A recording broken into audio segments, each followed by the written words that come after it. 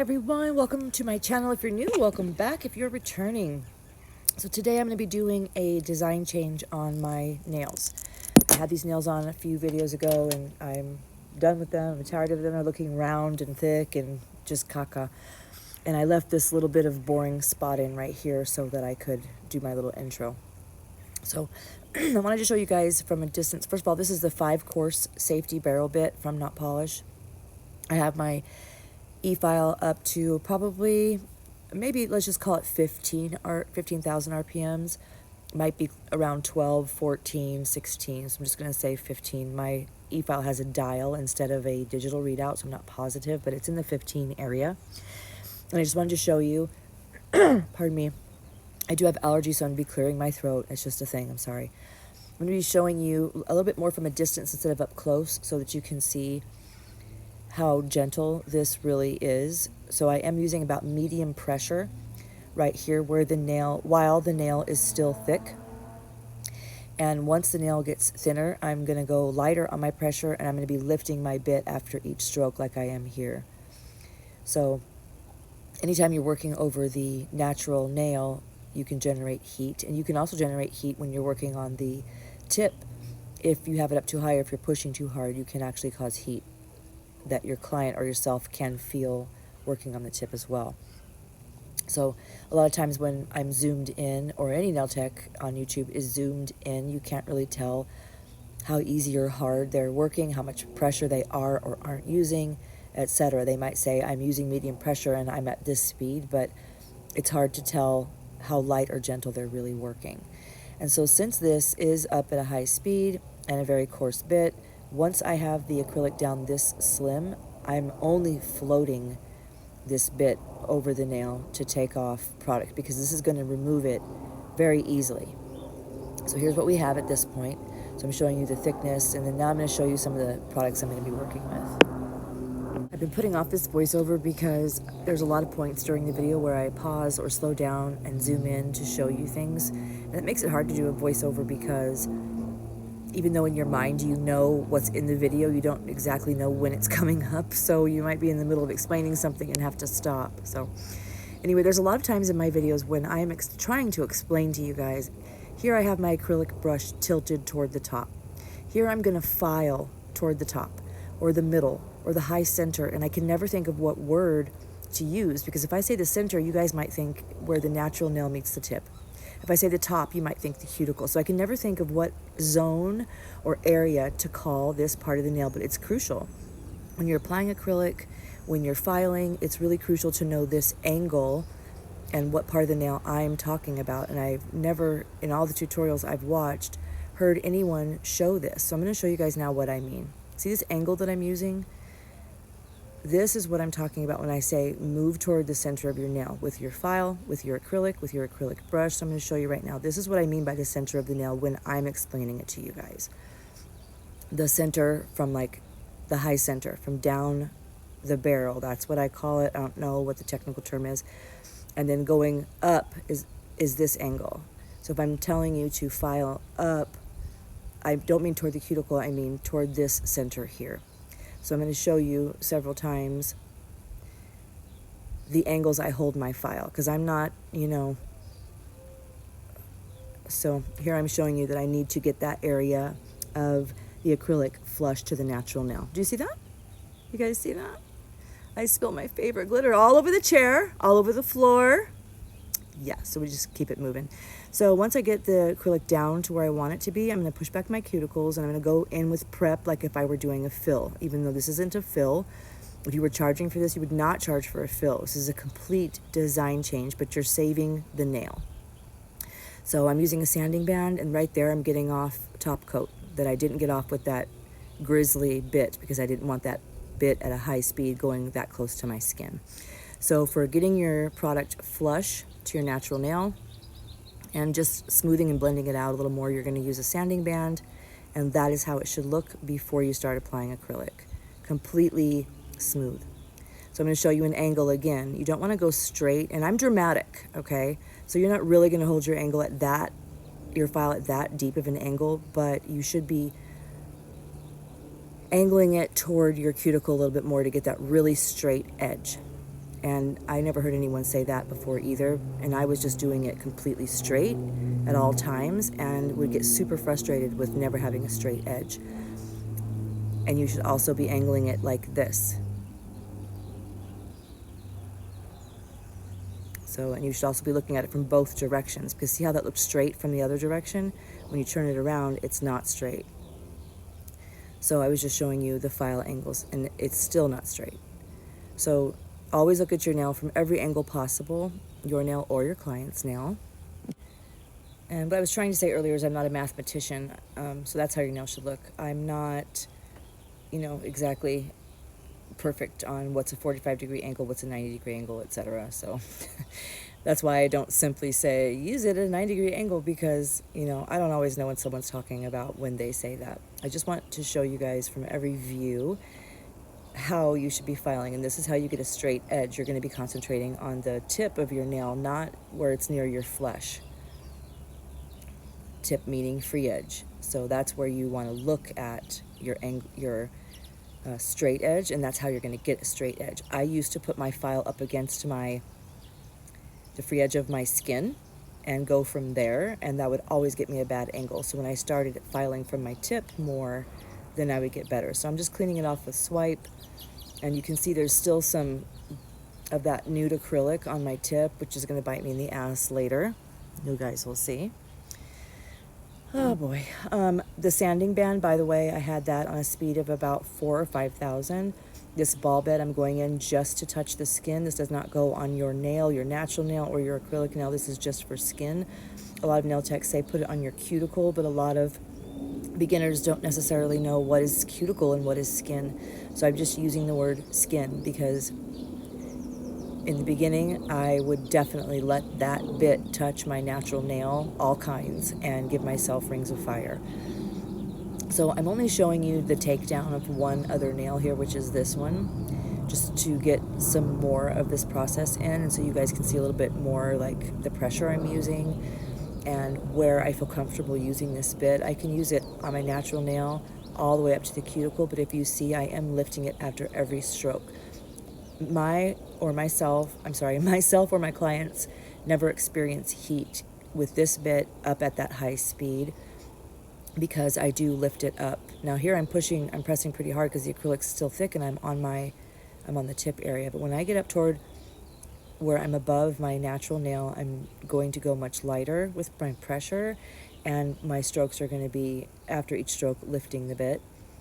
And when I first started doing this, nails, using an e-file, I guess I should say, I felt heat spikes constantly because I just didn't know what kind of pressure to use. So that's something you need to do on yourself lots of times before you take it to a client, just flat out, because you just don't realize what you can be doing and how you can hurt someone and how it feels and at what pressure it does that. So even when you're kind of digging in, like right here, if you just lift it off after each stroke, you're not really going to experience heat. And it needs to be up high, you guys. I mean, I hear a lot of people only keeping their e-file at 7 or 8. Your bit is going to skip and drag on the nail and make you push harder, which is going to generate heat. So if you start getting comfortable with it, turn it up higher. I'm here to tell you, turn it up higher and just use it more gently. Let the bit do the work. Let the bit and the e-file do the work. Don't dig in with so much pressure, and just float it across the nail and let the tools do their job. And it can't do the job that a bit like this is supposed to do unless it's spinning fast, okay? Or else it's going to drag and skip. Right here, I'm just showing you, I don't know, I only kept this in because I never keep this in. And I think it's crucial to clean your tools. I clean my cord, my handpiece of all dust after every step, not after every use or anything. Like, I will go through and do that after every bit change, because you don't want dust in your handpiece. And I didn't have a dust collector for a while because it seemed like they didn't work because I would see so much dust all over the place. But look how this does suck the dust up. So same thing as on the last nail. The next step is going to be pushing back the cuticle and going in with the prep.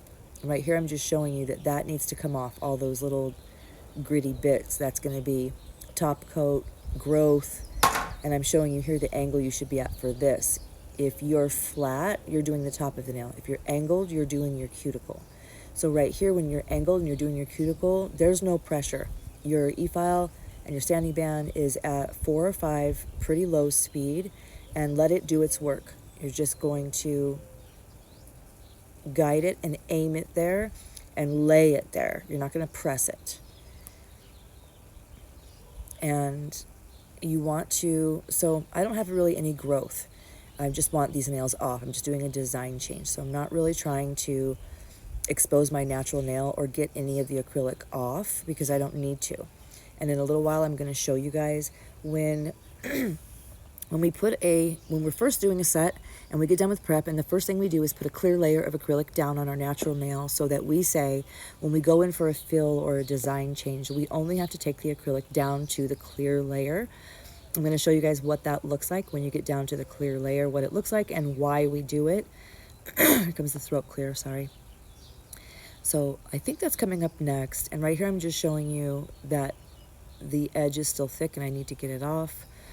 And a lot of times when I'm doing a design change on myself or a client like this, I have before gotten down to the tip and left no acrylic on. See how that's flush and completely blended? That's how you want it to look. I'm just showing you that. And we're going to go in with the rest of our prep, which would be the ball bit on our skin.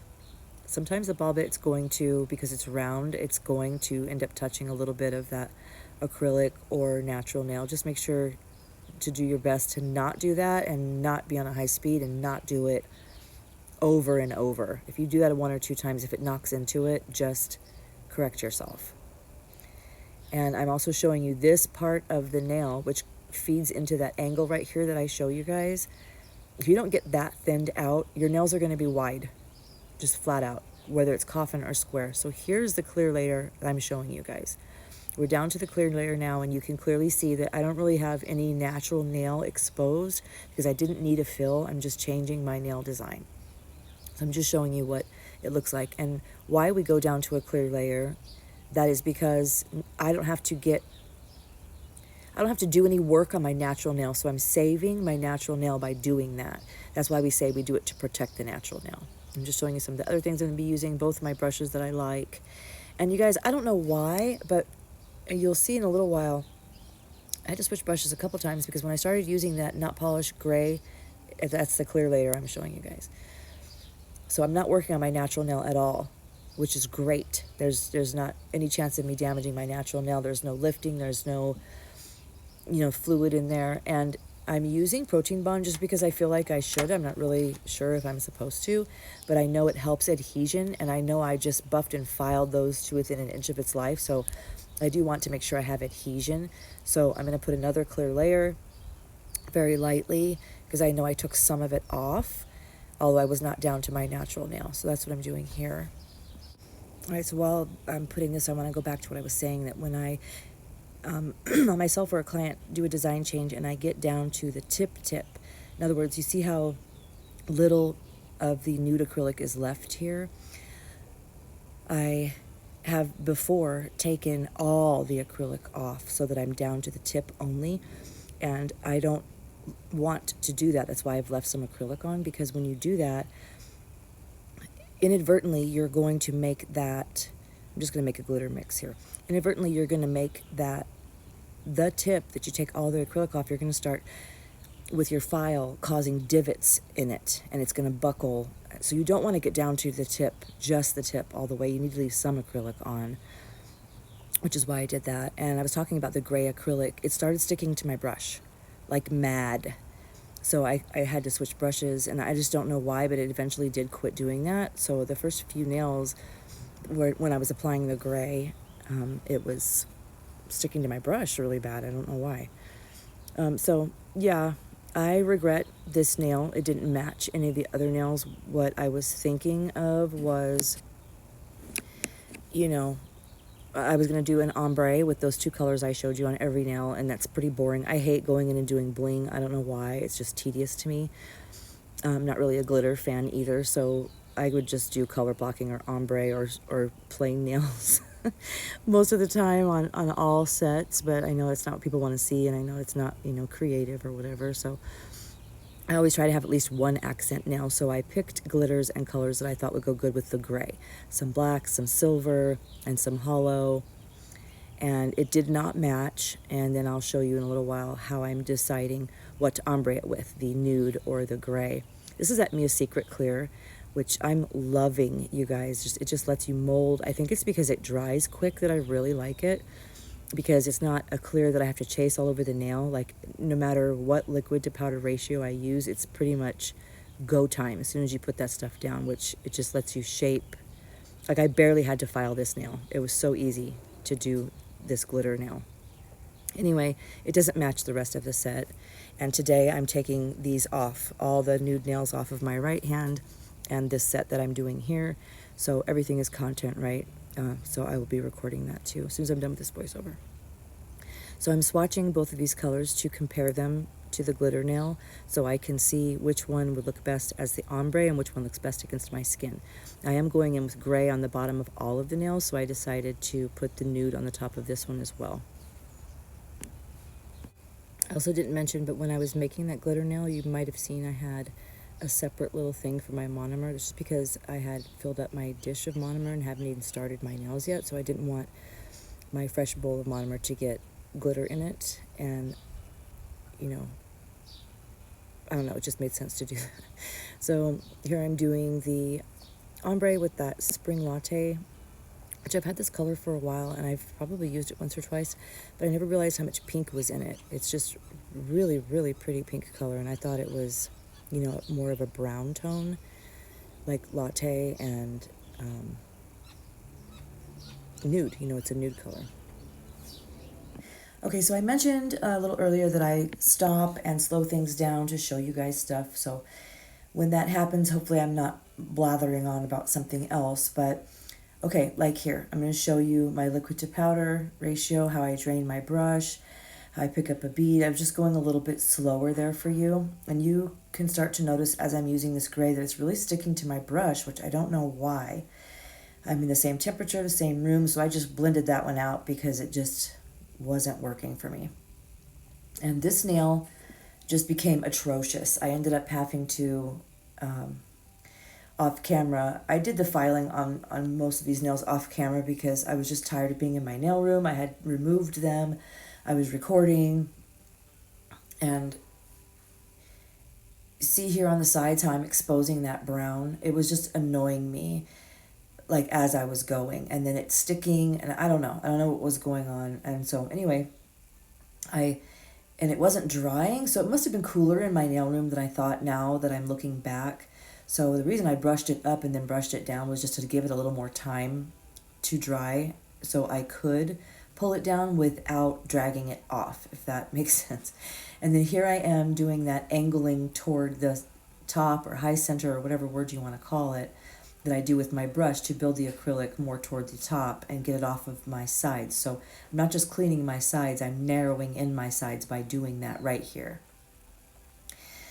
Okay, what was I talking about before that? Oh yeah, so there's a couple of times where I stop and show you, because I do mention in my other videos, see how it's sticking to my brush? That I pick up pretty dry beads, and again, I'm dramatic, so I don't want you guys to think you should be picking up a dry bead. So I do slow it down and show you what I mean by dry bead and what I mean by crumbly on the edges, because I say that a lot in my videos too. So when I do that a few times, and then right here I'm showing you, if you turn your nail upside down, like I did just there, you can see, and I think I show you that later in another application or filing, you can see the shape of your bit, so you can see where your acrylic should be. See that? If you have it hanging over that, you're going to have a wide nail. Yeah, this was really just sticking to my brush, and I, again, don't know why. So this is just regular application for an ombre, and my thumb, you guys, see how it's stuck? Oh, I was just starting to get annoyed, so I switched brushes, hoping that would help, but it did stick to my other brush too. My thumb, and filing off camera. My thumb was so thick and arched, and maybe watching this video, see how it's sticking to my brush? Ew, I don't know why. It was like undoing the padding that I was doing. I don't know if you guys have watched my other videos, but padding is like super important. See how I'm angling my brush toward the top there? When I say top, I mean my top. And then looking from underneath to shape that. If you apply your acrylic like that from the beginning, you're going to have so much less filing to do. Anyway, my thumb, it just had this huge curve on the top like a 90s nail, and it was awful. It was just awful. So I had to take that nail almost all the way down again and then reapply it. So by then I was just completely done. And so I didn't do my filing on camera. There are other videos I have where filing is included. And as I'm doing this voiceover right now, as soon as I'm done with this voiceover, I'm going to attach my thumbnail, which I've already made, so I shouldn't have to waste time posting this. I should be able to post this right away. And as soon as I'm done with that, I am turning on my YouTube on my TV in my nail room, letting it go, and I'm going to be taking these nails that I've just made for you here off. Here I'm showing you again from the underside view, and taking off my right hand too. And if I still feel like it, okay, see how dry that is around the edges? There's literally dry, the acrylic is dry around the edges, and see that? See how it's dry around the edges? But by the time I put it, and I dry it out some more, by the time I put it on my hand, that's melted through.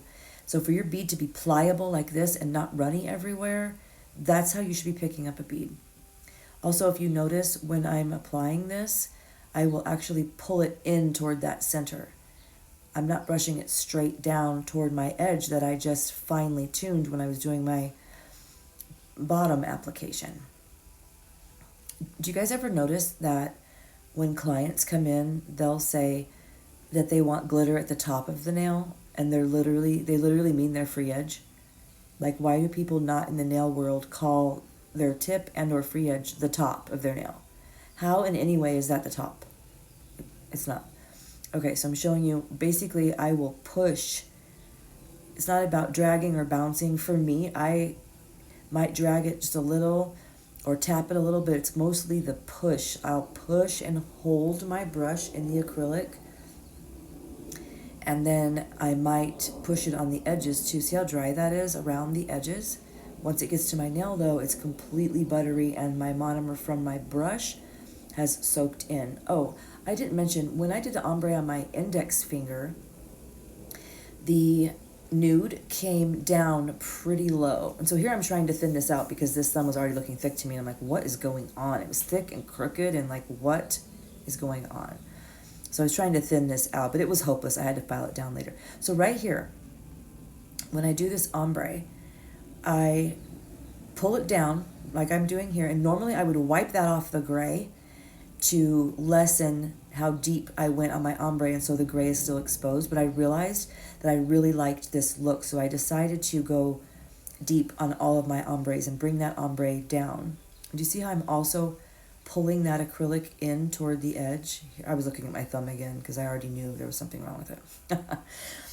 So, but now I have to lengthen the ombre on this nail as well to make it match the others. I don't know if you guys can tell how thick and crooked it was, but I'm really, the reason I'm patting for so long right here is because I'm keeping the acrylic right here in place until it is dry enough for me to pull down. And when I'm pulling it down, I'm still also, except for the center bead, aiming that toward the middle and pulling it toward the middle. So I had already ombre'd these, and once I did that index and realized I wanted it longer, I'm adding more to bring that ombre down deeper. I don't know if you saw just there on the gray of the nail how there was some powder there.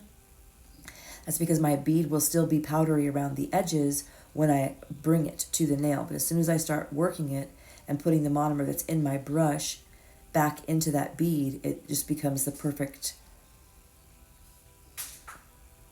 texture. I couldn't think of the word. The perfect texture. This is that Mia Secret Clear again. And to do my entire cap, all I needed was this one little bead on each nail. How nice is that? So I blend in the top, and then I bring down the bottom to protect my ombre for my filing, but I'm able to do it super thin and not change the shape or add bulk to my nail. I'd already capped my ring finger, so I'm only capping these 4. And that's how easy capping was with that acrylic, because it wasn't running everywhere and I was just able to use one bead. So here I'm showing you guys application only, what the nails look like. And I'm going to do my filing off camera. I'm going to use this top coat because it's thinner. I've been struggling with thick top coat and it changing the shape of my nail after I spend all that time filing. So I'm going with a glossy top coat on my glitter nail, and I'm going to go in with a matte top coat on the rest of my nail. So here's how that nail's looking. Again, I don't think it matches the rest. It was a cute nail, but not for this set, in my opinion. And how crusty are my right hand nails looking? Ugh, I've got to get them off. As soon as I'm done with this voiceover, I'm clipping them off. They're gone. So here I'm going in with Matte It from Not Polish. And whenever I use a matte top coat, I always like to use my dry cuticle oil from Profiles Backstage. So I'm going to show you guys that next up close. It's a velvet dry oil. And I want you to wipe off the edges before you put it in your lamp. So here's that dry oil. When I put it on and I have a matte top coat, I'm going to hold my nails in this position and pull the cuticle oil toward my knuckles and keep it away from my nails so it doesn't make a smear on my beautiful top coat, which I did get on this nail. I'll show you how to get that off. And this is the end of the video, guys. Thank you for watching. I hope you enjoyed the set, and I hope you learned something. Please don't forget to like, subscribe, and I'll see you guys next time. Thanks for watching. Bye.